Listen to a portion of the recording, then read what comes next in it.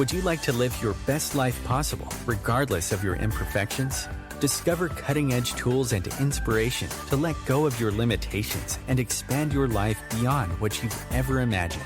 On Imperfect, Brilliance, we help you tap into your unique gifts and talents, uncovering and letting your brilliance shine. Join certified facilitator and coach Betsy McLoughlin as she delves into different areas of your life to get unstuck and create the life that is truly possible for you. Betsy has changed her life by utilizing the tools and techniques she is sharing with you. What if your willingness to acknowledge your brilliance is the catalyst to creating a new reality?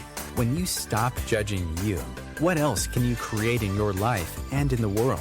Join Betsy live every Tuesday at 6 p.m. Eastern to create magical and joyous possibilities for an hour of laughs, questions, tips, and more.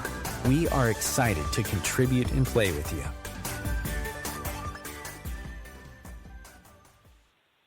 Hello, hello, hello. Welcome to Imperfect Brilliance.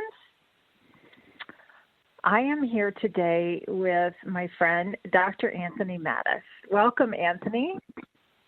Hi, Betsy. Thank you for having me. You are so very welcome. And I love the title of what we're talking about today, which is Beyond Room 12. Yeah. And I know you will tell us what that means. And just a little bit of an explanation, just a little bit of a teaser of what we're going to talk about. Wondering, have you felt like you've been fighting your whole life, proving that you weren't what was being projected at you, and fighting to not become what that was, or maybe you actually did become it because that's what you thought you were supposed to do? And so what if you didn't have to fight? What if you didn't have to fight that anymore? And that's some of what we're going to explore today with Anthony.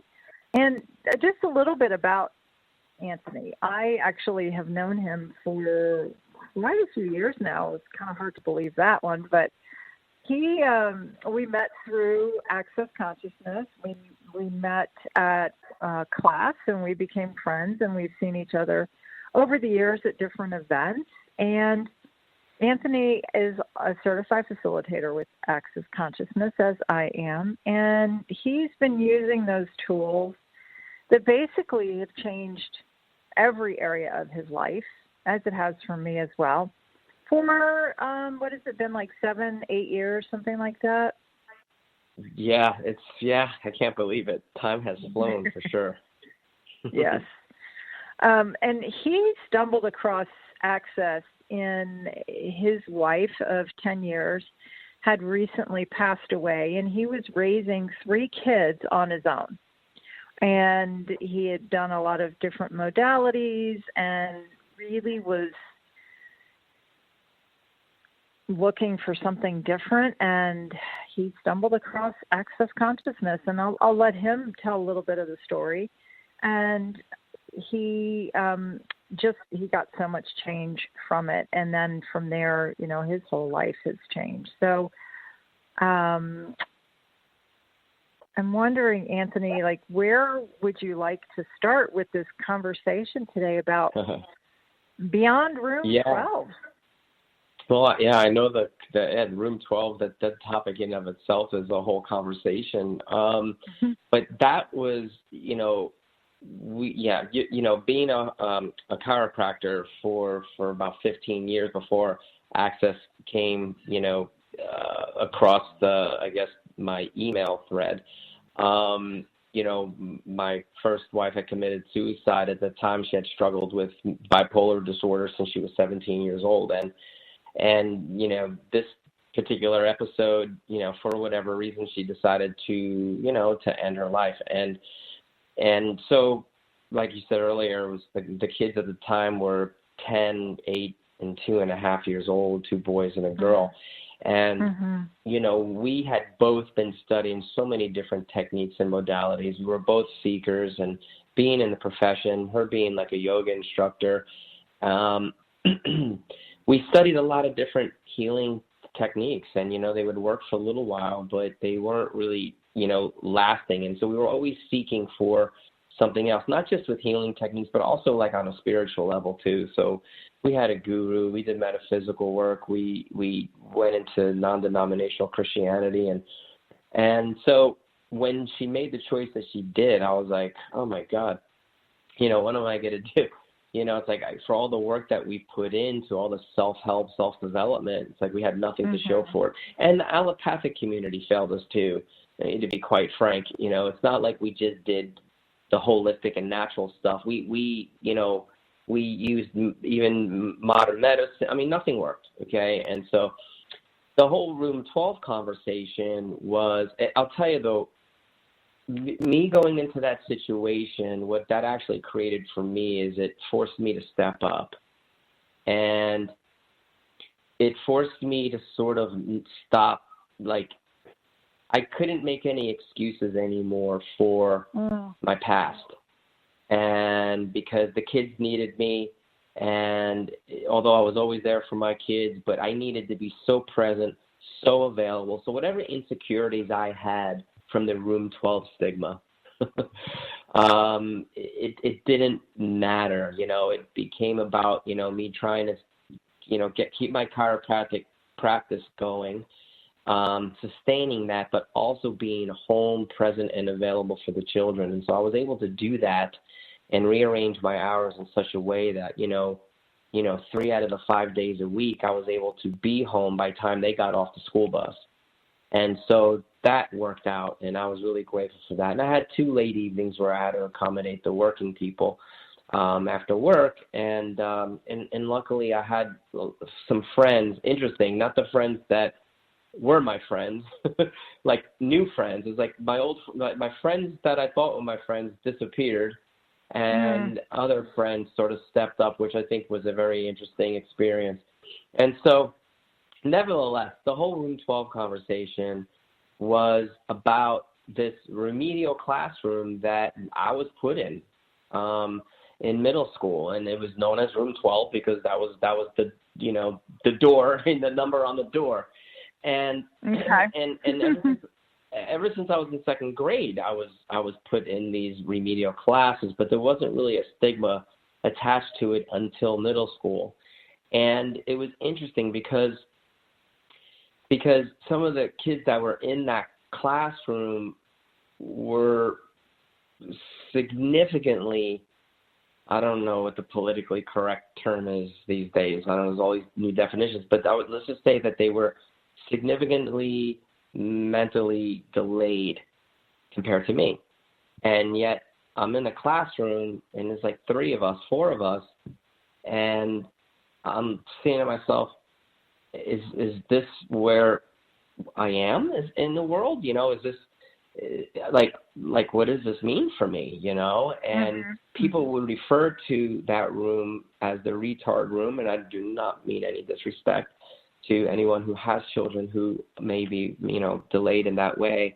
And, but, I didn't think it was appropriate for me to be in a classroom like that because it really created about 30-something years of having the stigma of like, am I that below, par? You know what I mean? And so, and it was like the school system was the thing that's supposed to sort of like evaluate you and set you on a course to hopefully be successful, right? So those were the barometers that you were measured by.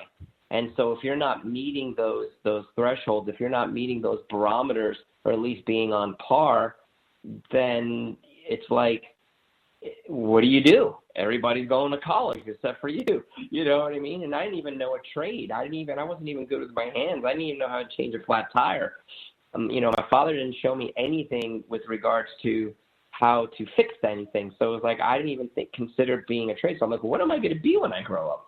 So it was tough for a really, really long time. And it really wasn't until access consciousness came along in my life. And not only did that help me with the grieving process and created so much for my children, but because of the different programs that they have available, the different resources, in particular the X-Men classes that we take, or that are offered in Access Consciousness, it got me to see how those labels of ADD, ADHD, autism, OCD, all of that were actually a capacity of mine. They just maybe didn't fit this reality's way of measuring someone's potential for success, let's say.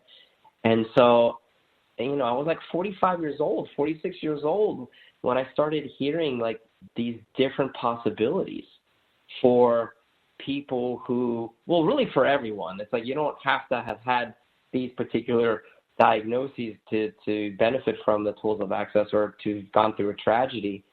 But, I thought I was a dummy most of my life. And I forced myself to go to college. I went to community college. I got tutors when I needed it. And, I ended up going to chiropractic school. I didn't even consider med school because my point of view was, I wasn't smart enough, and I'm not trying to diss the chiropractic profession, but there's a lot of geniuses in the chiropractic profession. But it would have been nice to actually also have a medical degree too, because it would have been nice to have both worlds as of a place and space to function from. But I didn't have the confidence in myself to pass those tests that you had to, because I didn't think I had the foundation. Because they told me I didn't, so I believed them. Right, and that was going to be my question, is like how much was that projected at you from a very young age that you did not have that capacity? 110%. Not just from the school system, but both of my parents. And you know what would have been the solution for me would have been, and had they got me like a tutor to work with me, like whenever, and the few times that they did, I got great grades. I got great grades. It was weird. So, I wasn't as dumb as I thought I was, but for whatever reason, they quit giving me that sort of like that extra guidance or that extra help. And had I had that, I would have gotten A's and B's and stuff like that. But with those few times where I did actually have a tutor, I was like, oh, wow, it was great, because it was presented in a way that worked for my brain. In a classroom setting, I just got distracted by everything, you know what I mean? I was looking at the pretty girls. I was thinking about my next baseball game or my next football game or basketball game. My leg was going up 1,000 miles per hour, and, before you knew it, it was the end of the day, and all I could wait for is recess. They should have let me dribble a basketball while they were teaching social studies. I would have retained everything. But as you know, school's not that way. But I'll tell you, it's amazing how these stigmas stick you, and not only that, not only like this whole collective program called the institution of school, but then there were like these individual teachers that really said things that locked me up. Like one guy called me a functional illiterate, and that reverberated in my brain for 30-something years until I took the X-Men class with Gary Douglas. I'm not going to say what he said to sort of give me the awareness that actually changed that point of view that was projected on me. It's definitely not appropriate for this call. But if you come to one of my classes, I'll tell you. Anyway, but it changed it.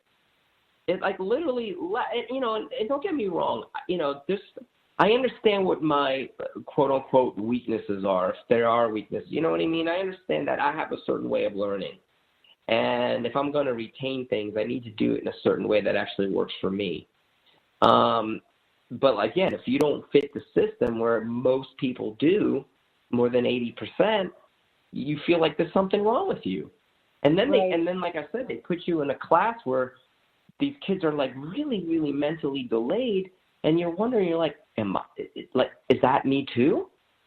And so, and God bless those children as well. And well, now they're adults, but God bless them as well. And I hope they're thriving. I hope they found something to get them to go beyond whatever it is that they were labeled with at that particular time. But as you know, middle school's tough.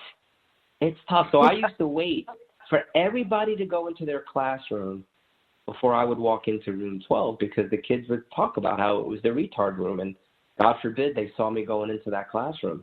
You know, I had a reputation to protect, you know? Mm-hmm.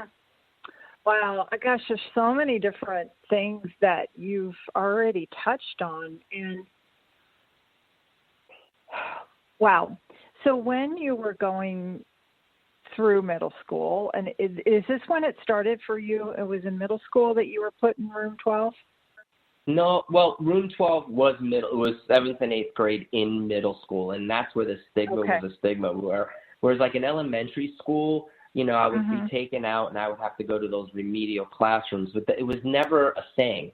It was never, I don't remember that being like the stigma or being embarrassed.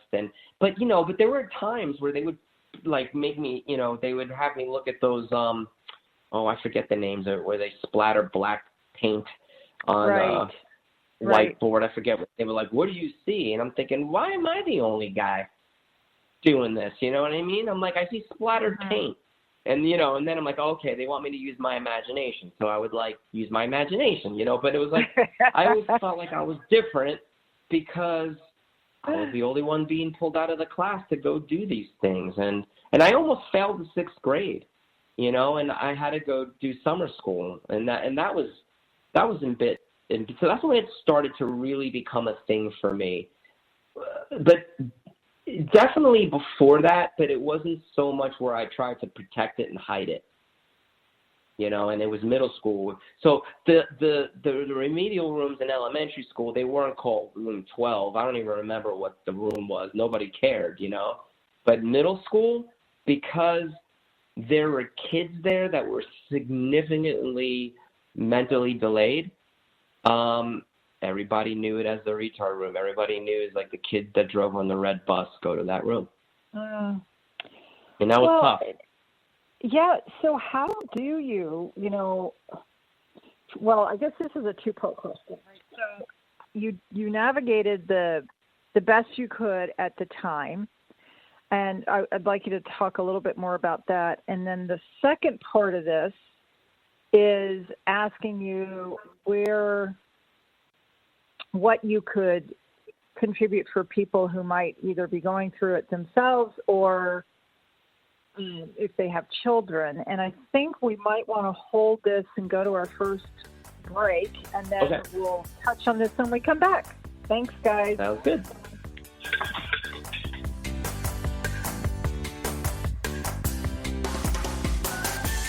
Free your mind with OMTimes Radio, IOM FM.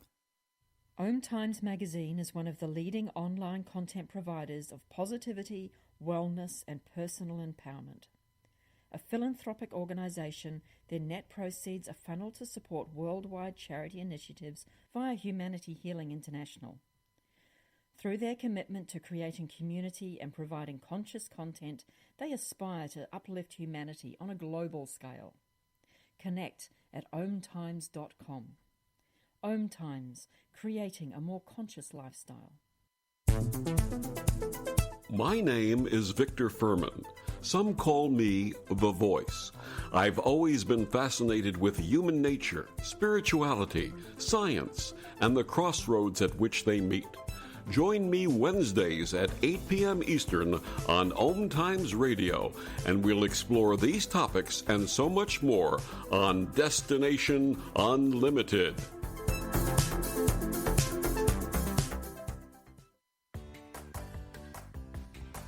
Are you looking to change anything in your life? To have an even greater appreciation of everything around you? Would you enjoy having a life of more joy and greater abundance? And explore what is possible for you?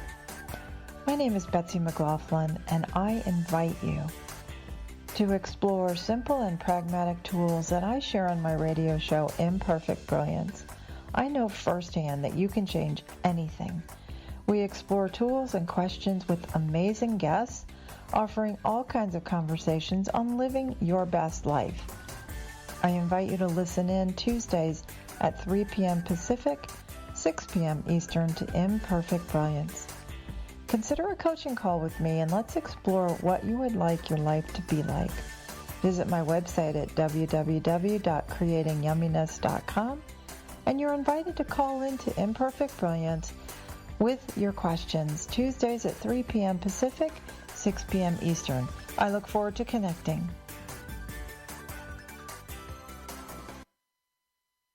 A social distancing tip. Putting distance between yourself and others is critical to slowing the spread of coronavirus. So here are ways to stay in contact without the physical contact part. Call, send a text, set up a video conference, post on social media, dedicate a song on the radio. If you have symptoms of fever, dry cough, and shortness of breath, call your healthcare provider before going to their office. For more info, visit coronavirus.gov. Let's all do our part, because we're all #AloneTogether. Brought to you by the Ad Council.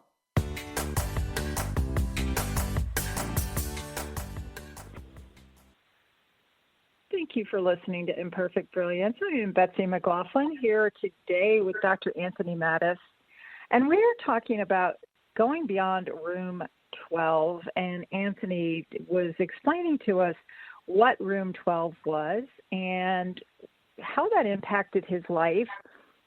And if do you remember the question that I asked you before the break, or do I need to? Yeah. Well, I think he asked me sort of like, how did I, get around it or go beyond that, I believe. Yeah. And then I don't remember the rest.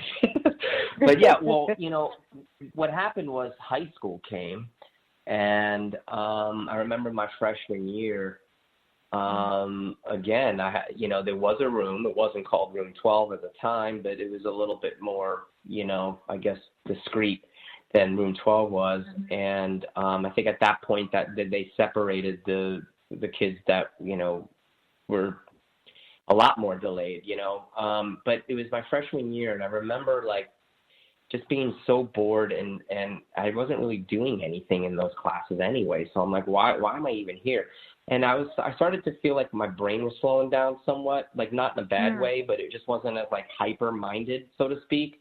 And I'm like, I wonder if I just, it was more of I wasn't a popularity thing. It was more wanting to fit in. So that kind of motivated me somewhat. Now, I'm not going to lie to you. My academic foundation at that point was not good.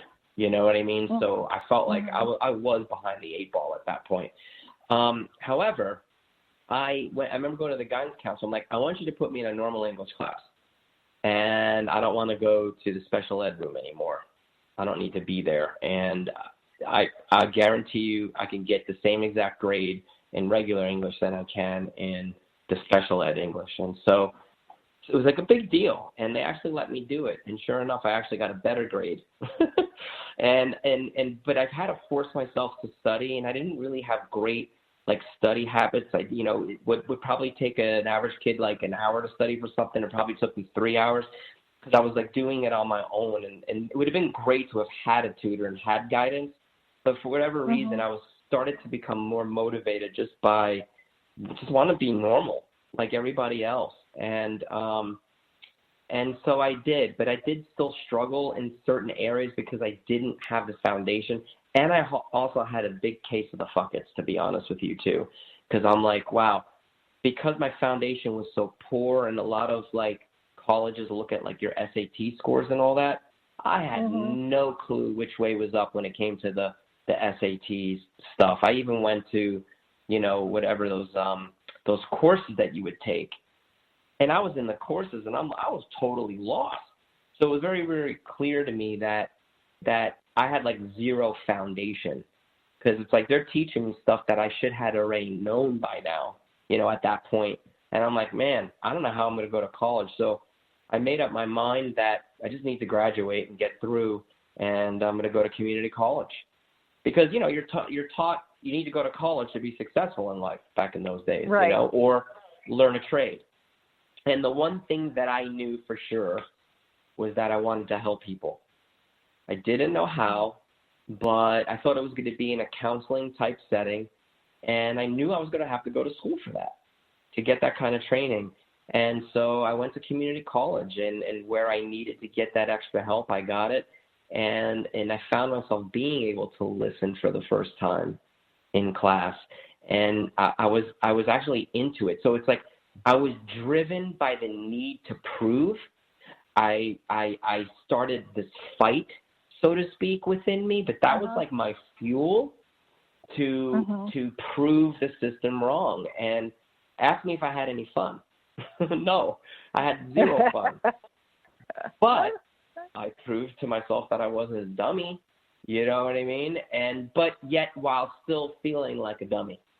You get what I mean? It's weird. It was like I got decent grades. I got A's, B's, some C's here and there, but mainly B's, and which is above average, which was a big deal for me. And then I eventually transferred into a 4-year college, and who, by the way, a very good friend of mine helped me to get into because he worked on the staff.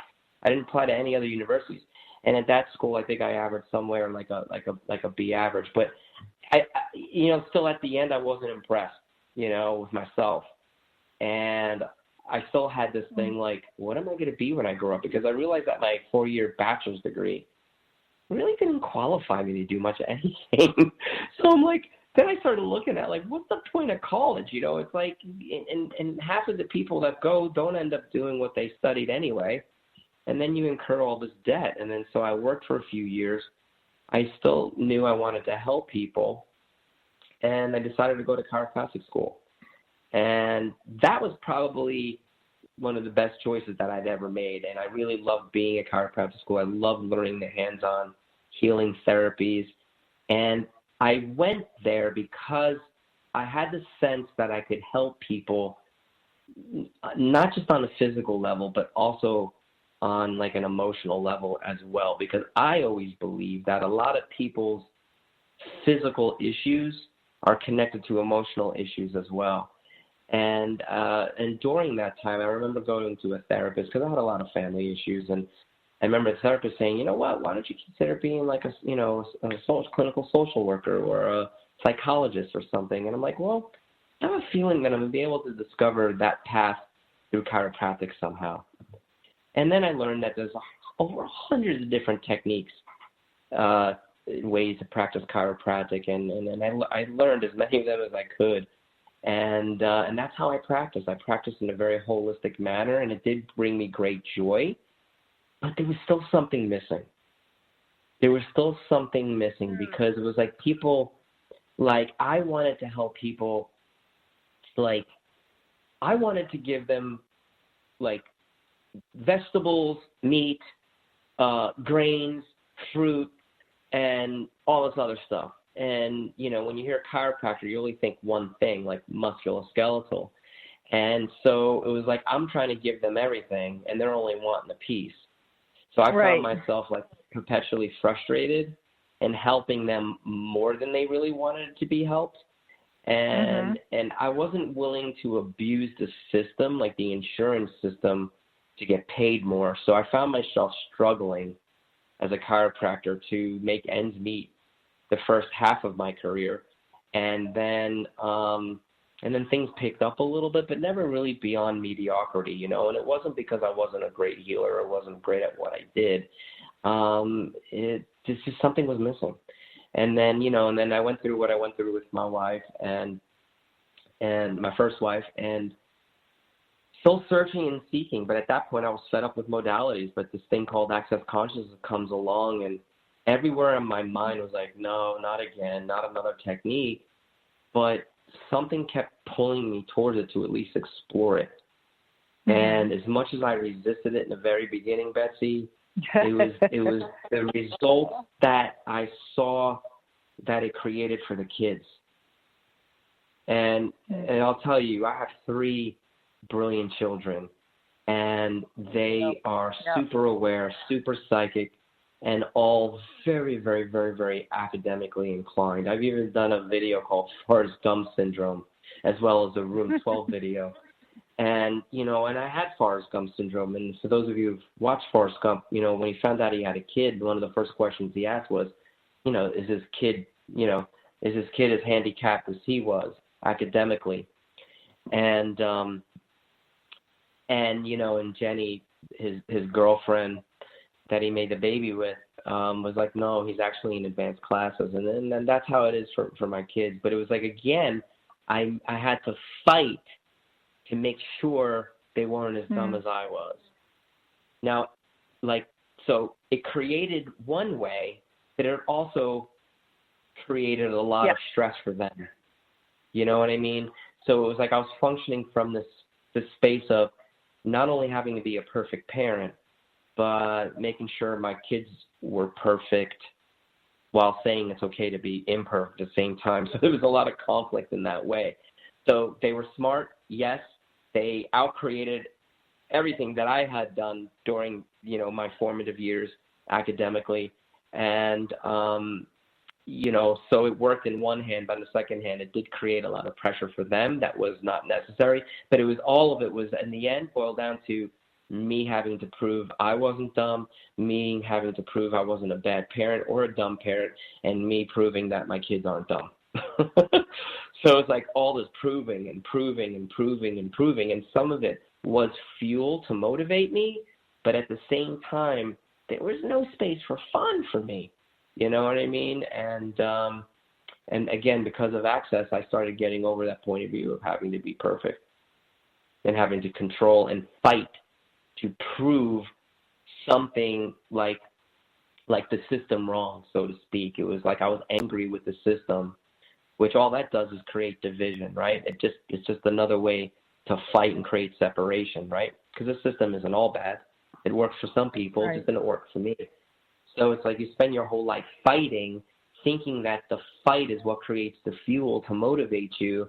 And then, in part that is true, but also in part it creates this contraction in your universe that doesn't allow you to see the gift that you are and to have fun.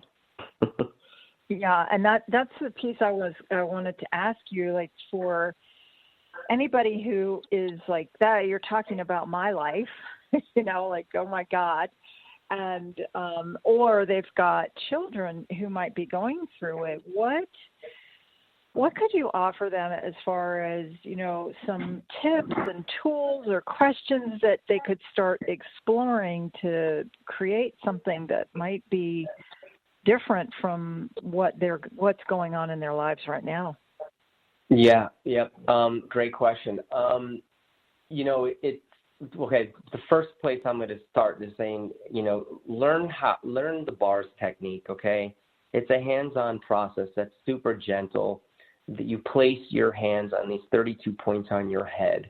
And the bars stands for these bars of energy that run from one side of the brain to the next.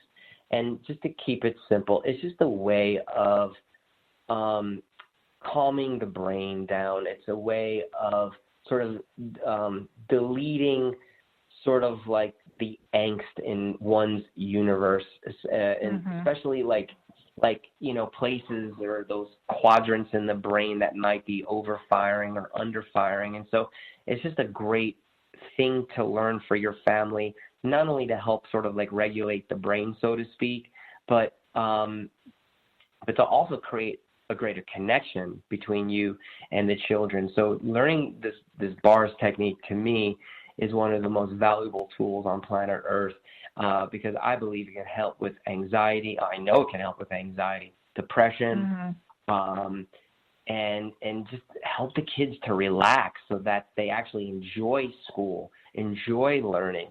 And so that's the first place I would start. And there's bars practitioners all over the world, literally. The other places, there's so many available resources today. And it's very, in Access Consciousness, we talk about when, like, you project things on people, when you project points of view, when you expect things of people, right? Even if you don't say anything verbally, if people are aware enough, they're gonna feel the energy that you're projecting at them and what your expectations are, especially children.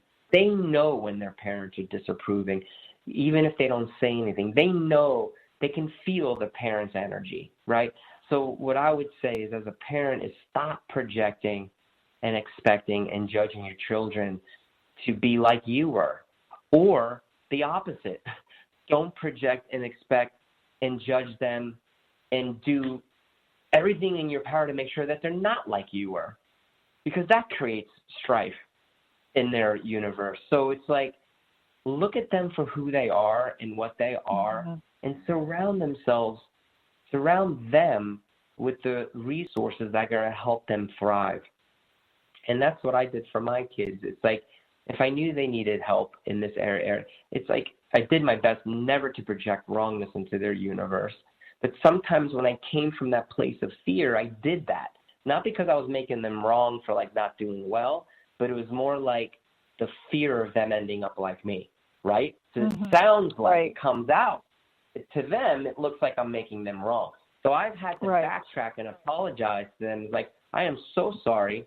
I was an asshole. You know, what can I do for the damage done? And I would have to have a certain level of vulnerability with them. Be like, you know what? The reason why I spoke in this way or came at you this way is because I'm coming from this place of fear, that because I don't want you to have the same struggles I did. And I'm sorry because you're not like me. You're not going to be like me. And, you know, what can we do to make this easier for you? And so, you know, whether it's getting them tutors, whether it's spending more time with them, reading to them, you know, whatever, just find out what your kids need. And each kid is different. Don't treat each child the same because they're going to be different. And there's an amazing book that you all need to get, and it's called Would You Teach a Fish to Climb a Tree, which is a famous quote by Albert Einstein. And, you know, I don't know that my parents tried to teach me much of anything. My mother was always in survival mode. And, you know, and the dad who raised me was only in the household for like 5 years, you know. And so, you know, they did not, but the school system, you know, tried to teach me to climb a tree when I was a fish. You know what I mean? So one thing that I knew, and I didn't know about that quote when I had children, but one thing that I remember always it was like a vow I made. And I'm like, I'm going to surround my children with whatever it is that they need so they can thrive. Because my point of view is my job as a parent is to create a nurturing environment that helps them to shine.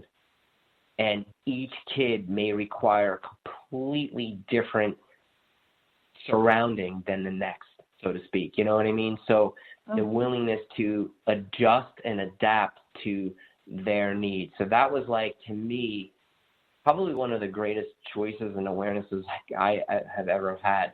You know, I'm not one to compliment myself, but I started doing that lately, or acknowledging myself lately. But that was one thing that I knew I needed to do in order for anybody to thrive, because it wasn't about surviving for me. I'm like, screw surviving. I want to thrive. You know what I mean? I want to, you know, and I want my children to thrive. So I created an environment for them where their gifts and capacities could shine and thrive. And even during the grief, even during the tragedy, I knew they were going to go through difficult times. I knew there was going to be some rebellion and some anger, and there was in different ways, especially with my oldest.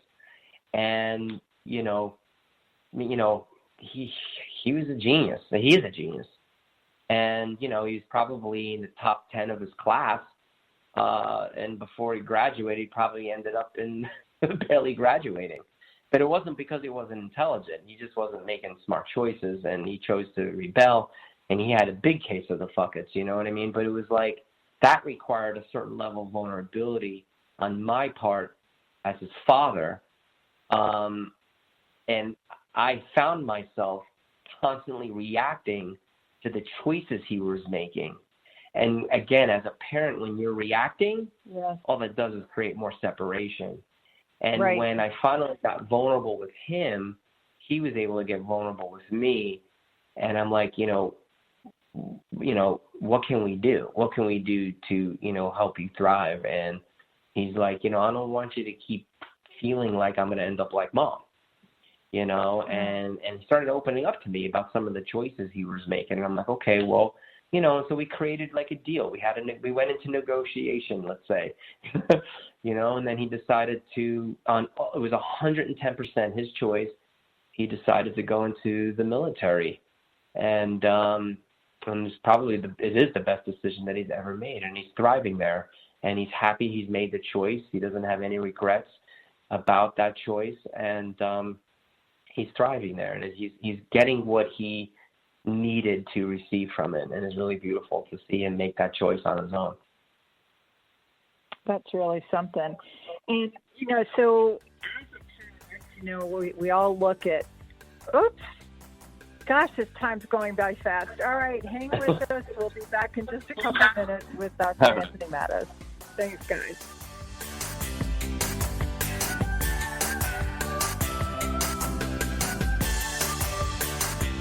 Connecting you with the best of the conscious minds in the world. OMTimes Radio. IOM FM. Host your show on IOM FM, the radio network of OMTimes Media, one of the more recognized brand names in the conscious community, and is backed by the extensive marketing reach of OMTimes. Hosting a show on IOM FM immediately connects you with our extensive dedicated community. Hello, I'm Sandy Sedgbeer, host of OMTimes Magazine's flagship radio show, What is Going On? My passion is sifting through information, research, and innovations from new thought teachers, speakers, and researchers pushing back the boundaries of what we know about life, energy, metaphysics, and the universe. I love shifting perceptions about who we are, why we're here, and how quickly impossible becomes normal when we open our minds, expand our awareness, and accept that the only limits that exist are those we place upon ourselves. So if you're the kind of forward-thinking, eager investigator of what lies beyond the current reality that most perceive, why not make a date to come play with me in the field of possibilities at 4 p.m. Pacific Time, 7 p.m. Eastern Time every Thursday, and together we can discover what's really going on. Hey, hon, what you doing with your phone? Taking pictures? No, I'm asking it questions. Like what? Hey, Bobo, do flowers have best friends? I'm sorry. I'm afraid I don't know that. Hey, follow me. I want to show you something. Look, flowers do have best friends. Whoa. Some answers can only be found in nature. Discover the unsearchable. Visit discovertheforest.org to find a trail near you. Brought to you by the United States Forest Service and the Ad Council.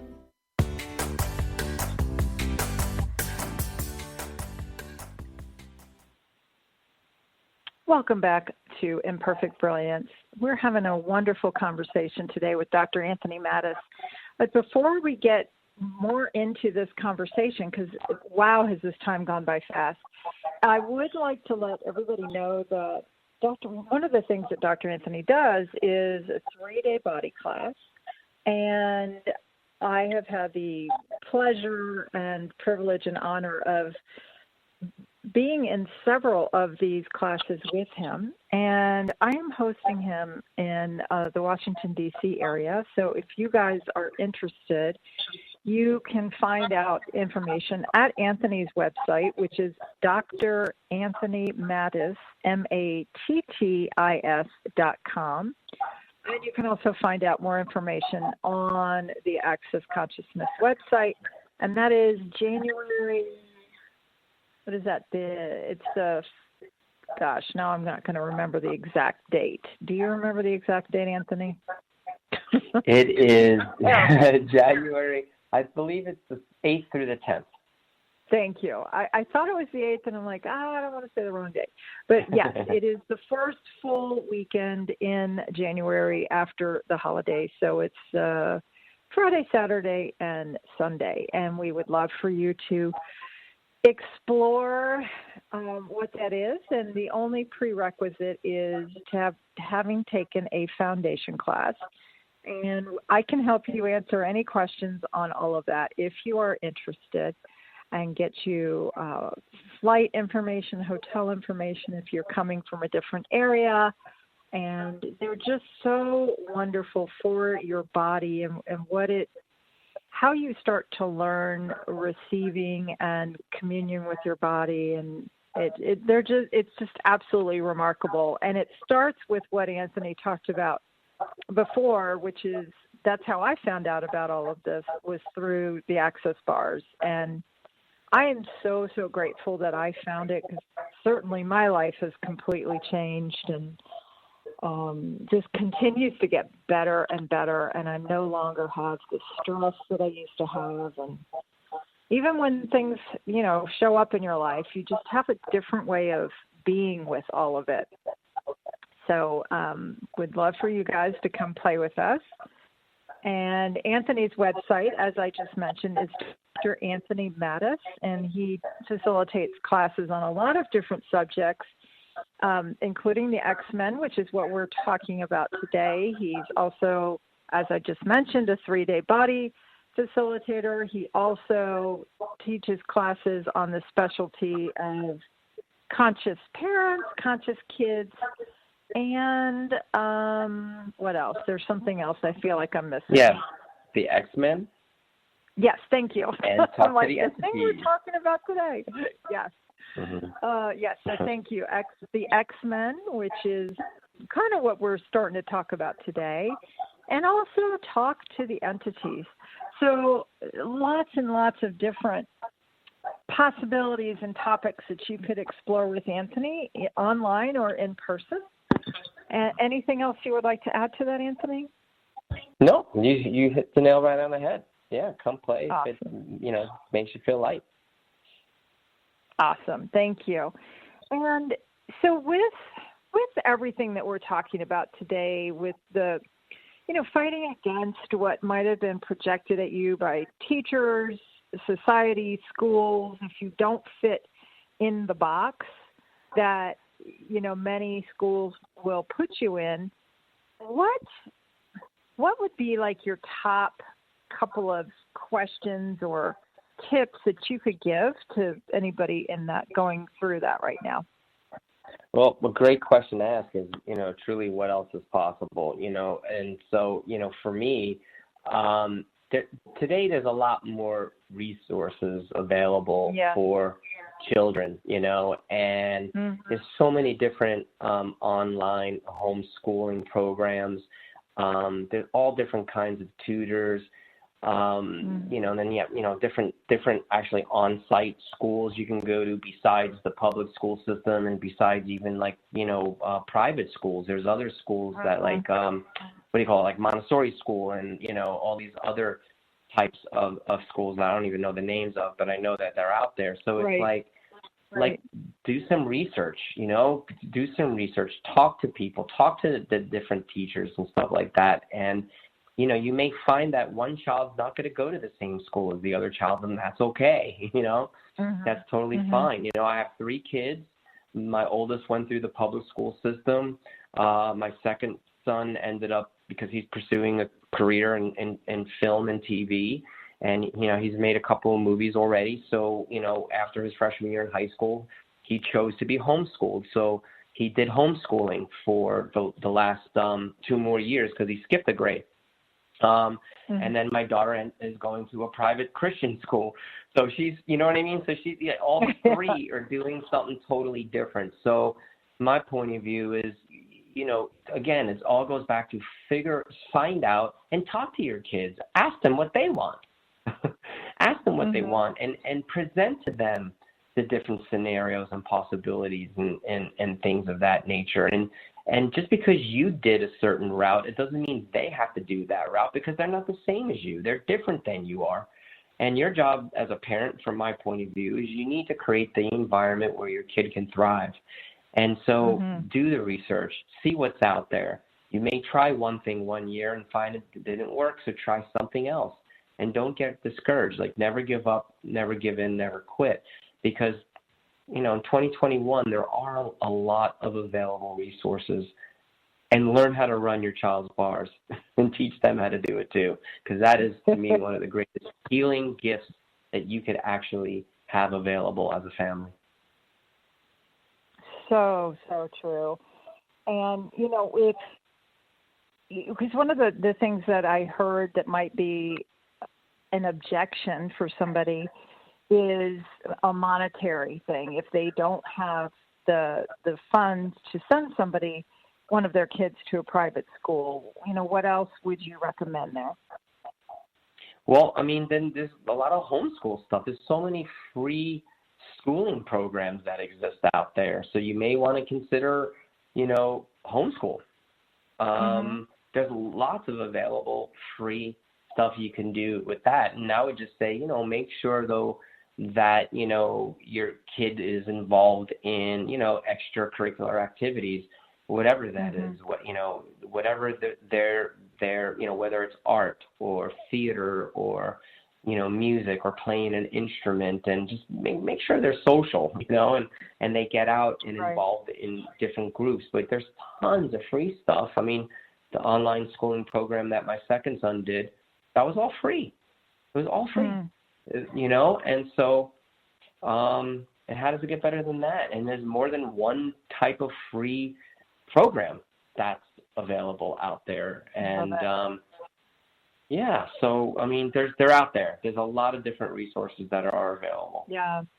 Well, I love that. And that question, that we do love so much of what else truly is possible. And, so if there's anywhere where you're feeling like you're hitting a brick wall and there is nothing else possible, if you start asking that question, it opens up windows and doors of possibility that didn't exist before you started asking that question. So I can't recommend that question highly enough. It has changed so many things for me in my own life.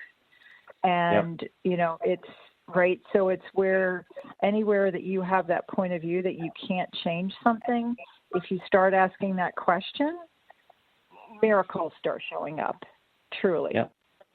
And ask teachers.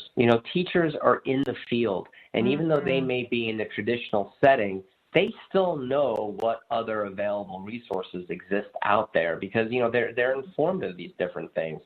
And that's what I did. I would just ask questions. I would keep asking questions to different teachers that I knew, retired teachers that are presently teaching, and you'd hear all these different ideas and possibilities. So there's so many things available for people to choose from. I love that so much. And, Anthony, it certainly, your experience obviously shaped who you are now and shaped your life and created. If you could go back to the kid in room 12 in middle school, what would you say to him? Oh, good Lord. Man, yeah, you're going to make me cry when I think about that. Well, I have to say, I would, I was blessed in the sense that, if you have a kid that's struggling out there, okay, it takes one person to speak into that kid's life to give him hope. And whether it comes from you, the parent, or one teacher, or the guidance counselor, one person to speak into that kid's life and to give him hope and possibility. And so I was fortunate enough along the way. One thing about me is I've always been an open book, right? I always wore my heart on my sleeve, so you always knew where I was coming from. So along the way, there was always that one person, even though I would have 100 people like project such awful, mean, vicious things into my world, I would always have that one person that would come along and say, hey man, you got what it takes. I see something inside of you. Now, what I didn't know, that it was going to take so fucking long, to be honest with you. I didn't know it was going to take so long. And so what I would say is, like, you're going to go through a lot of ups and downs in life. But I don't want you to doubt yourself for 1 minute, because you have what it takes to be successful. And I probably also would have said, and listen, don't make women your main priority, because they will distract you. They will distract you, especially when those hormones start kicking in, man. And I don't even know if I would have listened to my older self, to be honest with you. You know what I mean? But I wish somebody would have had to sit down with me about women and the birds and the bees, because good Lord, did I allow that to distract the hell out of me too. And that I think that was a big part of my delay. You know what I mean? And I would be like, I would also tell myself, I'm like, if you don't like reading, which reading is not super fun for me even till this day. If you don't like reading, go out and get videos on books or audios on books and start listening to these people now while you're in high school. Don't wait till you're in your 20s and 30s. So I would have kind of given myself a lot more guidance Because I was lost. I was, the ship without a rudder. I was so friggin' lost. Yeah. During those high school days. So I would have given myself a little more guidance in terms of like resources, you know what I mean, to seek out.